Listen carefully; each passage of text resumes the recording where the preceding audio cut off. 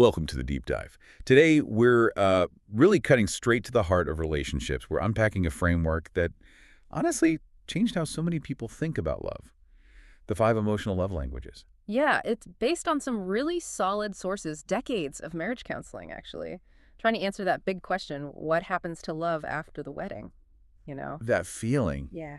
it often just seems to vanish. It does. And you end up with what feels like this emotional, well, wasteland. It's a common story. We read about Yeah. that man married 3 times. Oh, right. Each time it started great, then just fizzled out. He called it deadness. Exactly. That's what we're diving into, that deadness. And our mission here is to show you why that happens, but more importantly, what you can actually do about it. Yeah. Because the core idea, it's simple but powerful. Mm-hmm. People speak different emotional languages. Mm-hmm. And if you're pouring your heart out in, say, English, but your partner only understands Mandarin, well, the love just doesn't land. It gets lost in translation. It really does.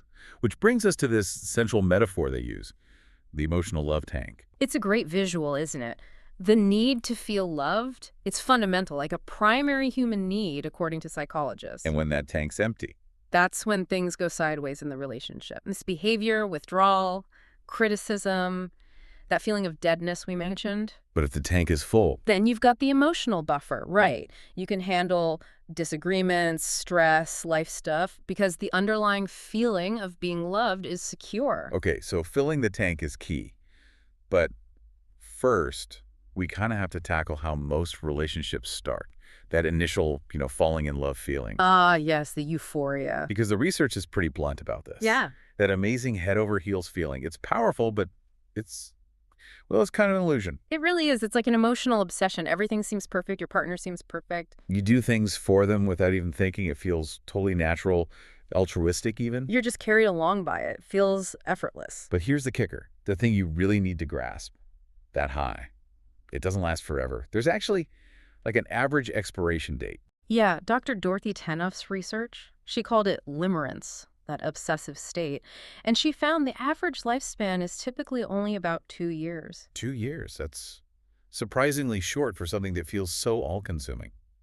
It often is shorter, rarely much longer, and Yep. when that biological high wears off, you kind of crash back down to reality. Suddenly they're not perfect anymore.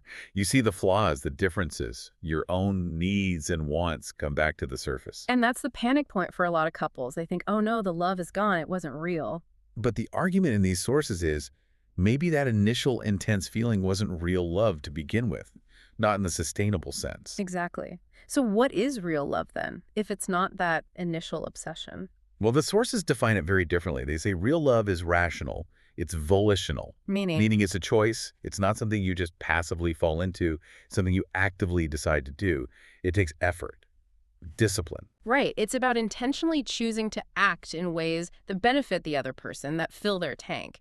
And kind of ironically, this real love, it really only starts after the obsession fades. That's a huge shift in perspective. It is. It means you have to learn how to love. You have to learn the right language. Which brings us smack into the 5 languages themselves. The analogy is perfect. Yeah. Just like we have native spoken languages, Mm-hmm. we have a primary emotional love language. Yeah, speaking your own feels totally natural, but if your spouse speaks a different one, you can be saying I love you constantly in your language, but they might not be hearing it in theirs. Okay, let's break them down. The 5 categories. Where should we start? Let's start with the ones that use words. Makes sense, right? Number 1, words of affirmation. Okay, so this is Well, compliments, encouragement. exactly. Using words to build your partner up. Saying things like, you look great today, or I really appreciate you doing the dishes, or you handled that situation really well. Verbal validation is the fuel. This is where that distinction comes in, right, between a request and a demand. Absolutely crucial.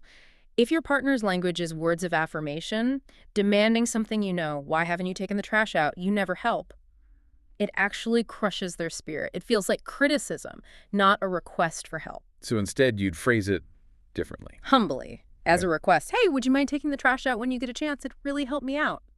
That affirms their value, their choice. It's not just about appreciating what they do, but also who they are. The tone matters immensely. Got it. Okay, so that's words of affirmation. What's next? Still verbal. Not exactly verbal, but about interaction. Let's move to quality time. Quality time.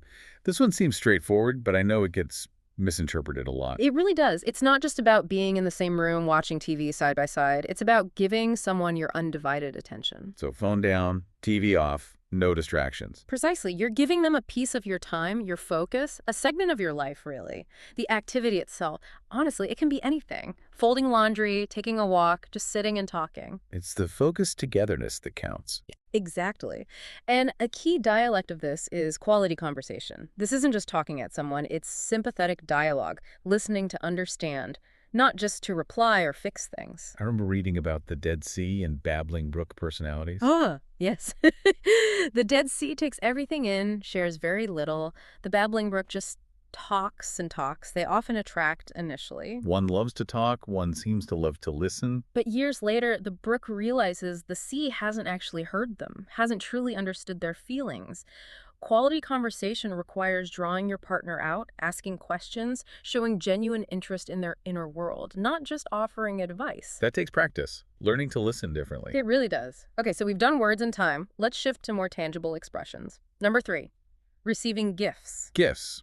Okay, some people might think this sounds materialistic. And that's the common misconception. It's usually not about the cost at all. The gift is a visual symbol that you are thinking of them. So it could be something expensive, sure, but it could also be A card you made, a single flower you picked on a walk, something small you saw that made you think of them.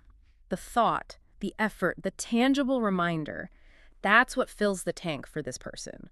Cost is irrelevant unless it's like wildly inappropriate for your finances. And there's a deeper layer here too, isn't there? The gift of presence. Yes, this is so important. For someone whose language is gifts, your physical presence during important moments, especially times of crisis, is the ultimate gift. Like that example of the husband choosing his softball game over being with his wife after their baby was born. Exactly. Or when her mother died. His physical absence in those critical moments spoke volumes negatively. Being there, physically present, says, I care, you're important, I'm with you. It's a profound symbol. Makes sense. Okay, what's number 4? Number 4 is acts of service. Doing things for your partner. Right. Doing things you know they would like you to do, things that require some thought, planning, time, effort. Cooking a meal, washing the car, fixing that leaky faucet, changing the baby's diaper. You get the idea. Things that ease their burden or make their life easier. Precisely. And crucially, these acts need to be done with a positive spirit. Not grudgingly, not out of obligation. When done freely and cheerfully, they shout, I love you, to the person whose language this is. And again, that freedom aspect is key. Yeah. It's not about being a doormat, right? Not at all. Love is a choice. An act done out of guilt, fear, or resentment isn't an act of love. It's why demands backfire. You should do the dishes. That kills the motivation. But a request. A request gives direction. It would mean so much to me if you could help with the dishes tonight. That guides their loving action. It doesn't demand it. It respects their choice. Okay, one more left. The last one, number 5, physical touch. This seems like the most direct one, maybe. In many ways, yes. For people with this primary language, physical touch is their main way of connecting, of feeling loved. Holding hands, kissing, hugging, putting an arm around their shoulder, sexual intimacy. Without it, they feel disconnected, unloved. Deeply. It's a powerful communicator. A touch can make or break their day. And of course, sexual intimacy is a key dialect here. And the sources mentioned an important point about male and female differences here, often. Generally speaking, yes. For many men, sexual desire can be more physically driven. For many women, it's often more deeply rooted in emotion. She needs to feel loved and cherished emotionally, often through her primary language, whatever it is, before she can respond fully physically. So filling her emotional tank in her language is key to intimacy. Absolutely. And touch is vital in crisis, too. Sometimes when someone is grieving or deeply disappointed, words just fail. They feel hollow. And a hug. A hug, holding them while they cry, just being physically present and touching them can communicate care and support more profoundly than anything you could possibly say. Wow. Okay, so those are the 5. Words of affirmation, quality time, receiving gifts, acts of service, and physical touch. That's a lot to take in. It is, but incredibly helpful once you start seeing interactions through this lens. So the big question then is, how do you figure out which one is yours? Yeah. And maybe even more importantly, which one is your partner's? It's not always obvious. No, it isn't. But thankfully, the counselors who developed this model found some pretty reliable clues. They suggest looking in 3 places. Okay, clue number 1. What hurts you the most deeply? Think about what your partner does or says or doesn't do or say that cuts you the deepest emotionally. How does that help? Because the opposite of what causes you the most pain is very likely your primary love language. If harsh, critical words absolutely flatten you. Then words of affirmation is probably your language. Exactly. If you feel completely abandoned and uncared for when your partner isn't there for you during a tough time, Receiving gifts, specifically the gift of presence, or maybe quality time. could be either, yes. If you feel overwhelmed and unloved because it feels like you're doing everything around the house yourself. Acts of service. Okay, that makes sense. Look at the deepest hurts. What's clue 2? Clue number 2. What have you most often requested from your partner? Think about the things you find yourself asking for, maybe even nagging about over and over again. You mean the complaints might actually be clues? Often, yes. Those repeated requests or complaints are usually your attempts, maybe not very effective ones, to get your partner to speak your love language. If you're always saying, can we please just talk, like really talk, or let's just spend a weekend together, just us. Quality time is calling out. Right. Or, I wish you'd help me more with the kids' sores. Acts of service again. Okay. Identify the recurring requests. What's the third clue? Number 3. How do you naturally express love to others? Think about how you instinctively show affection or appreciation to your partner or even to friends and family. Because we tend to give love in the way we want to receive it. Very often, yes. If you're always giving little thoughtful gifts, chances are receiving gifts is important to you. If you're very physically affectionate, always hugging or touching. Physical touch is likely yours. Now, this one isn't foolproof. Sometimes we're just repeating patterns we learned growing up, not necessarily expressing our own deepest need. But combined with the other 2 clues, it's usually pretty revealing. Hurt plus requests plus how you give love gives your language, roughly speaking. That's a good summary. It gives you a strong hypothesis to work with. And this isn't just theoretical. You can actually use this, like, tonight. The sources suggest an exercise, the tank check. Yes. It's simple but powerful. Just ask your partner, hey, on a scale of 0 to 10, with 0 being totally empty and 10 being overflowing, how full is your emotional love tank right now? That's a vulnerable question. It can be, but then the crucial follow-up is, what could I do specifically that would help fill it up a bit? Ah, so you're not just diagnosing, you're asking for direction? Exactly. That conversation itself can start to shift the dynamic. It shows you care about meeting their needs. Because ultimately, that's what this all points back to, isn't it? That love, the long-lasting kind, is a choice. It's not just about waiting for the feeling. Absolutely. It's about choosing to act, choosing to learn and speak your partner's language, even when maybe especially when it doesn't come naturally to you. Like the example of someone whose language isn't acts of service having to, say, vacuum the floors. Right. If you swore you'd never vacuum, but you do it because you know it fills your partner's tank, that act, precisely because it requires effort and goes against your grain, can be an even more powerful expression of love than something that comes easily to you. That effort communicates care on a deeper level. It really does. It says, I'm choosing you. I'm choosing to meet your needs.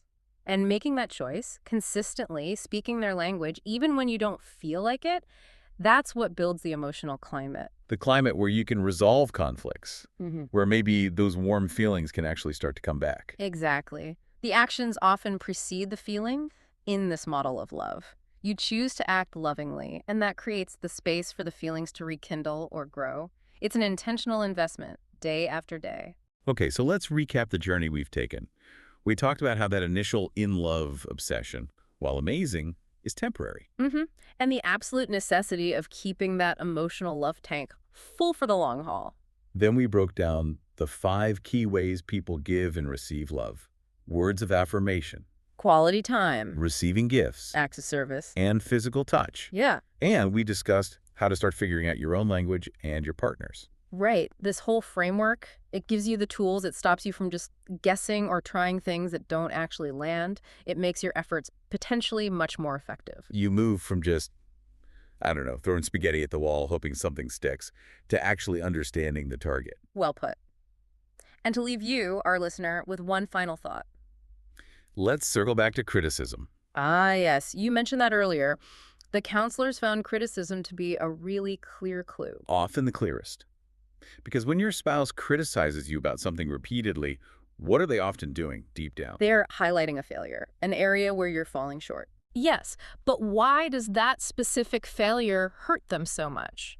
Usually it's because it relates directly to their unmet need for love in their primary language. They're essentially pleading, maybe clumsily, for love in the area where their tank is most empty.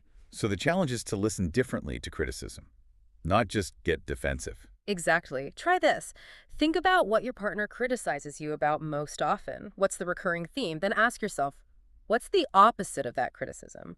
What positive action or behavior does it point towards? And that opposite might just be their primary love language. It very often is. If you can shift your focus from why are they attacking me to what deep need is this criticism revealing, you might just unlock the key to filling their tank, maybe even starting tonight.